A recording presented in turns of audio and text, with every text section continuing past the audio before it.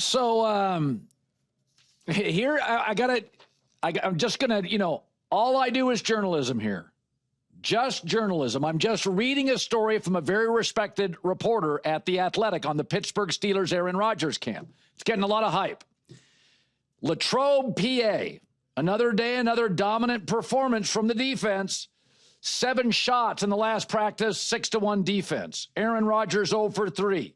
Steelers ended practice. Another goal line drill. Didn't go any better for the offense. And so he listed, the reporter, the 4 problems with the offense. Stop me if you've heard these before from the New York Jets. Number 1, they can't run the football. Jets were 31st last year, couldn't run the football. Apparently the Steelers in practice can't run the football. Number 2, their vertical passing game in Pittsburgh's not in sync, so Aaron is dumping stuff off for short, quick passes. That was the Jets last year. Wide receiver 2, not dependable. Oh, sort of like Alan Lazard not living up to his contract in New York. Number 4 is the young offensive tackles are taking their lumps. The O-line is unsteady. All the Steelers are for Aaron Rodgers is a more organized Jets. Defensive coach, defensive culture. Aaron doesn't trust the O-line. A lot of stuff is quick. You've got a number 1 receiver, but can't really depend on a 2. Despite draft capital and spending money on it, the Jets did too. Remember, they drafted the O-lineman from Penn State. They spent money on a right tackle, and yet their O-line finished 17th. The Steelers keep drafting offensive linemen and spending money on it. It's not any good. So this idea that they're all in Pittsburgh, go read this story by Mike DeFabo on the Steelers. It's just the Jets. It's like McDonald's and Burger King. McDonald's is just more buttoned up than Burger King. It's still fast food. Okay? You're not going to convince me it's anything more. It's good fast food. But my point is, we're dressing this up. Aaron, like a lot of older quarterbacks, if he doesn't have a run game and he doesn't have a number 2 receiver and he doesn't trust the O-line, he's not taking hits. He's not taking one for the team. Aaron's getting rid of that puppy. Matt Stafford's the only old guy at quarterback in this league that will stand in the pocket and get drilled over and over. And that's why Matt, in his late 30s, is kind of falling apart. So this story is, it's the Jets. Number 2 receiver, doesn't trust the O-line, can't run it. Defensive coach, defensive culture. Aaron's getting rid of the ball quickly. In practice, defense dominates offense. Here's Mike DeFabo. People are getting impatient. They want success and they haven't had it. And I just look at the fact that there have been, in the history of the NFL in the Super Bowl era, quarterbacks over 40 have won a combined 12 games in the playoffs. Tom Brady has 10. Every other quarterback has 2 combined. And here the Steelers are throwing their face behind a soon-to-be 42-year-old Aaron Rodgers to try to snap that skid. And this is why I said I thought Aaron would retire and not go to Pittsburgh. O-line issues, defensive culture, lost Najee Harris and their left tackle. This story reads like it's the Jets, just a more organized version. And if you look at the Steelers' schedule, starting October 16th on, it's a lot of Lamar Jacksons and Joe Burrows and Justin Herbert and Josh Allen's and that Detroit offense. That's scheduled. They got some time early to make hay. But when you have a lot of new people and Aaron's not going to play in the preseason, it's reasonable to think the Steelers won't be great in September. Well, they better be, because October 16th on, they're facing Burrow and Lamar and Josh Allen and Justin Herbert. They're facing a lot of good offenses. So I tend to think the noisier you are in the offseason, it can be detrimental in the regular season. So much of the NFL is kind of covert. We're on the same page, on to Cincinnati, and it's very, very effective. Now, has Kansas City had some off-the-field nonsense they've had to deal with? Yes, and it's such a well-run organization, they can overcome it. But Miami, the Dolphins are not a well-run organization. and Tyreek Hill and Mike McDaniel. It's just interesting to me who the media covets favor to. Like there are times that the media just decides we like that guy and we're going to defend that guy. And I've argued that Mike McDaniel in Miami looks like a sports writer. He's kind of snarky and quirky and like they just decided we like that guy. And Nick Sirianni's kind of obnoxious. He had a bad opening press conference. And I admit, I was like, this guy looks like he's over his skis. But I've come full circle on Sirianni. It works. Players like him. Matt Hasselbeck yells at me. He's good. McDaniel's been a funny guy because Miami is noisy. The Tyreek Hill situation. Is anybody like, do you think Belichick would put up with that? Belichick would have moved off that guy. I mean, Andy Reid did move off that guy. And yet Mike McDaniel, and this was always my thing, is he a culture builder? Yeah, he's smart. A lot of smart people aren't great football coaches. So I feel the Tyreek Hill situation a couple days ago, it's like, hey, you got to show up. You got to show up every day, be on time. And then he wasn't on time. And he's never really punished. And I just think the best coaches in this league set a certain standard. But nobody calls Mike McDaniel out. It's that he's got this incredible football acumen. Here's the thing. The 2 years before he got there, and the media did not like Brian Flores because Brian Flores is disagreeable. He's rough. He's lousy at a press conference. He's an unbelievable coach. I think he's the best defensive coordinator in the league.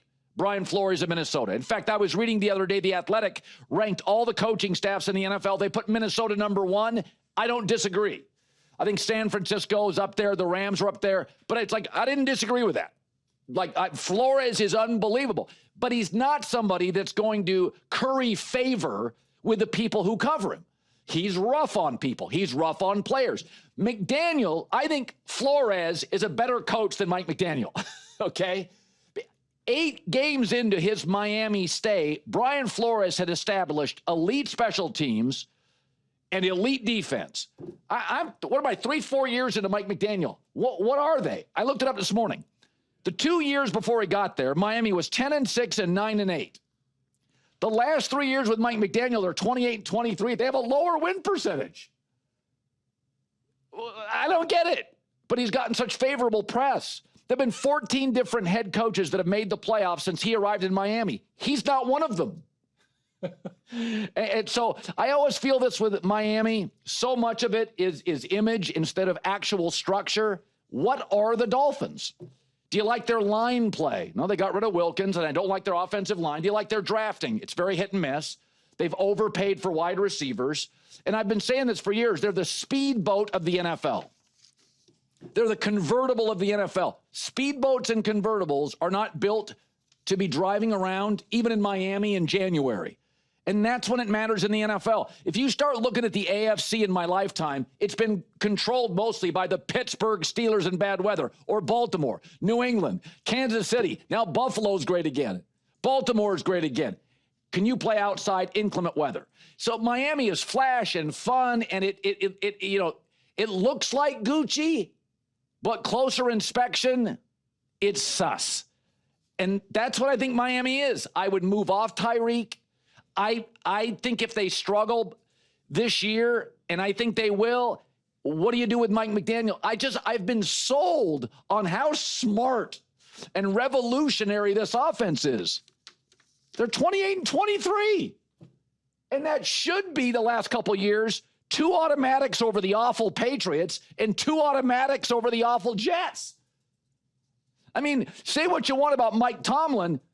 When he had Big Ben in his prime, he was 2-0 against the Bengals and 2-0 against the Browns. He may split with the Ravens, but he was beating the teams he should beat. So Miami's not even beating the teams they should beat. So here's Tyreek Hill on missing a stretching session with the team. I think whenever whenever guys, are able to see me come out here and scratch with them, it just keeps the engine rolling, with the whole team. So it is important. The one day I did miss, though, I was just dropping the kids off to the pool. So, besides that, I'm out here every day, dog. All right, that's fine. But I guess my point being is the media often decides we like this candidate. politically. Well, why? Oh, we like this candidate. We like this coach. We like, why? And people have made decisions. I was supposed to not like, Brian Flores. Like I was supposed to not like that guy. I know he's rough. That dude can coach. That guy can coach. Remember that when he got to Miami? They were using Ryan Fitzpatrick and beating people. They got blown out by 50 by the Ravens early. They were bad.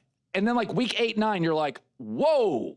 They may have had the best special teams in the league. The defense was unbelievable. I got 3 years now with Mike McDaniel. I don't know what Miami is. They run a lot of sets. They got a lot of motion. And don't tell me, well, the quarterback, Tua is upper half. He's 15 or up. He's somewhere in there. He may be 15th, but he's 15th or up. He's a very effective, accurate quarterback. He's an adult. He shows up. He's a good teammate. He's a good kid. Last year he was healthier, so you can't blame the quarterback. It's like Cincinnati's owner saying, we do everything right here. You can't have Joe Burrow and not make the playoffs.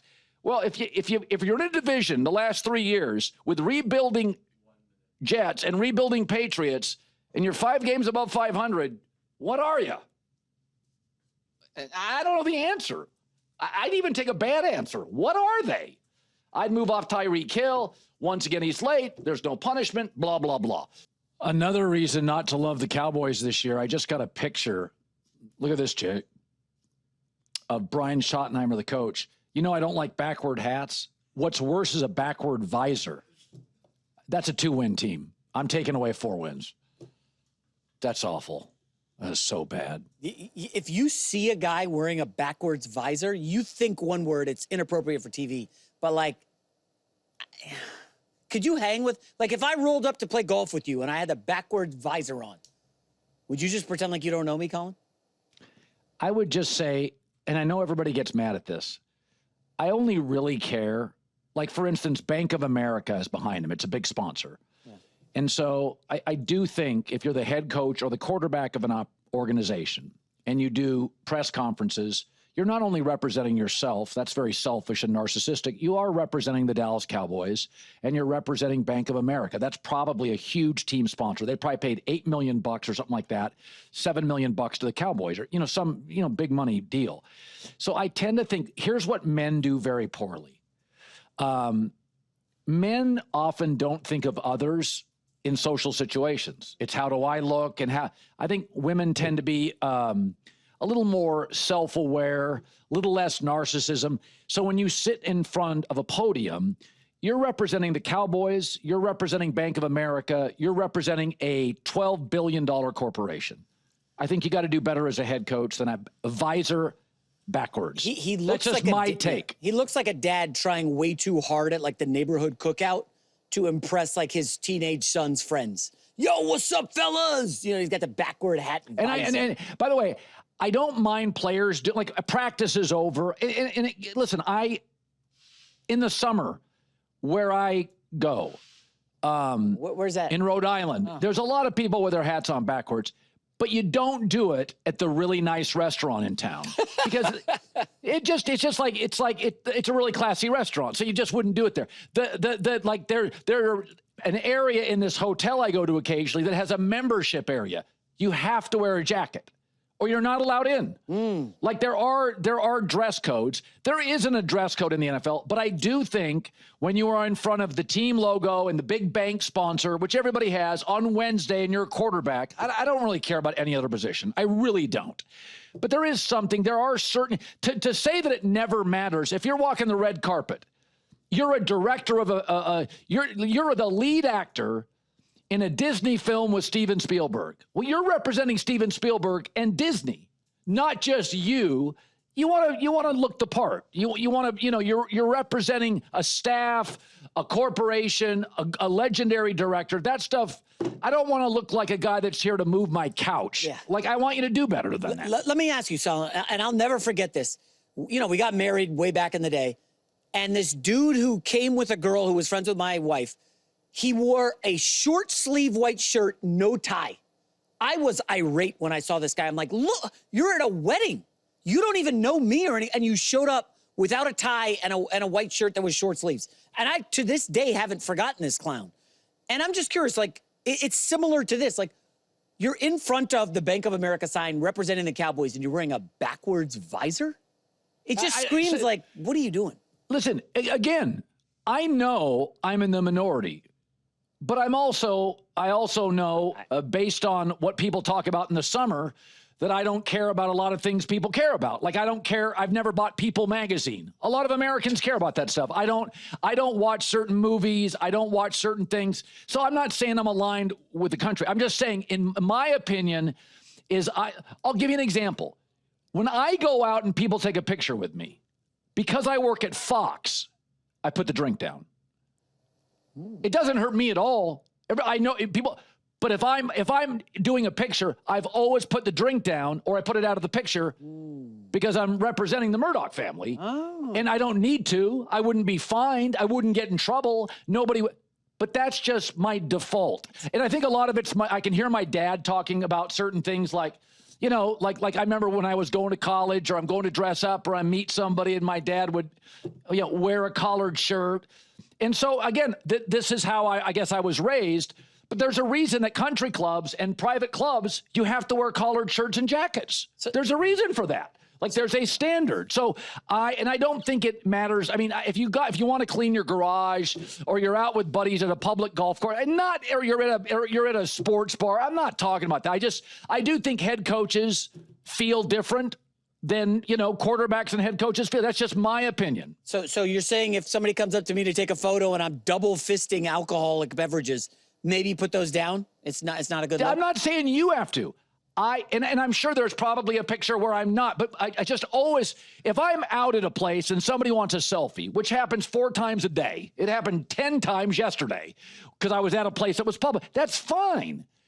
But I'm going to make sure I'm not holding a big can of Schlitz. Just, you know, and it's not an elitist thing. It's I'm representing more than myself. Boy, just a flex and a half there. People want to take my photo. I'm going to clubs where you have to wear a jacket. By the way, it's not a flex. It's the bottom line. You could be a politician. You could be a local news anchor. Everybody wants a selfie these days. That's just the reality of the country we live in. It doesn't matter. That's just the way the world we live in. I mean, people are taking pictures of their food all day. Yes, occasionally public figures have people wanting. I mean, seriously, if you go to a restaurant, anybody under 30 is taking pictures of their food. I don't get it, but yeah, whatever. I do that sometimes. Yeah, okay, well, all right. So earlier today, Matt Hasselbeck showed up. And, you know, the Micah Parsons situation, one of the things I've always felt, Diana Rossini touched on this. If you're a Dallas Cowboy, like Dak Prescott, if you take out Patrick Mahomes in the entire league right now, I bet you, not just on salary, but on endorsements, I would guess Dak Prescott has made more money than everybody but Patrick Mahomes in this league, including Joe Burrow, including Josh Allen. And why do I believe that? Because if you're the Dallas Cowboys, if you're a quarterback or a star player for the Dallas Cowboys, you're just discussed more. You're going to get podcast offers, production company offers. You're going to get commercials. So I do think about that. I always said this with Dwayne Wade. You got Pat Riley, Spoelstra, Mickey Arison, no state tax, aqua water in a winter league. Like, there are benefits to playing for the Miami Heat. If you have to play on the Eastern Seaboard, you can do a lot worse than the Miami Heat. Great organization, great fans, unbelievable support. And my take on the holdout is, you know, you've been fairly compensated. You're going to get paid. I wouldn't make it pissy. I wouldn't make it public. I just wouldn't do that. Terry McLaurin, it's a totally different situation. I totally have his back. Here's Hasselbeck earlier on the Micah Parsons situation. Jerry Jones seems to like be fine with this kind of conflict, fine with this kind of drama, but he also doesn't seem like the kind of owner that wants to get like pushed around publicly. So, you know, there's a part of me that says, hey, this is Micah Parsons, figure it out, close the door, include the agent. Then there's another part of me that says, hey, why don't you just punt on this year anyway? Go out and get like the most amazing draft package for next year and really start focusing this team on next year, because I really don't know that you can compete with Philly and that you can compete really with Washington and then the rest of the NFC. Yeah, it's for the record, the only quarterback that made more money off the field last year than Dak was Patrick Mahomes. So that's why I always say with Dak, I'm not telling guys to take pay cuts, but it's like, dude, you've made like $300 million off the field or some astronomical number. You need more good players around you. Now, maybe Dak could argue, well, I don't trust what the Cowboys would do with the money. But I mean, Breeze, Brady, Mahomes have taken team-friendly deals, and they got a lot of rings. I'm just looking for Dak to win back-to-back playoff games. So I don't know. I do think there are advantages playing with the Dallas Cowboys that you don't get other places. And by the way, Texas has no state tax. Dallas, a beautiful place to live for a young single athlete, young married athletes. Dallas, a wonderful place to live. It's just there are advantages. And I'm not going to mess with the guy's money, but I don't like the way Micah is handling his business. I don't love it. Terry McLaurin is a totally different situation. He's wildly outperformed his contract. He has been the shining light until last year of a messy franchise. He's been a quality human being, a great adult, a great leader, a great player, an unbelievable playoff performer. Terry McLaurin, I would pay today. I'd overpay Terry McLaurin. And he's on the offensive side of the ball. That matters a lot to me, too. Not all holdouts are the same. Yes, Ryan, I'll give you a selfie later. Yeah, even my own staff. It's the reality of it. We'll see you tomorrow. It's the herd.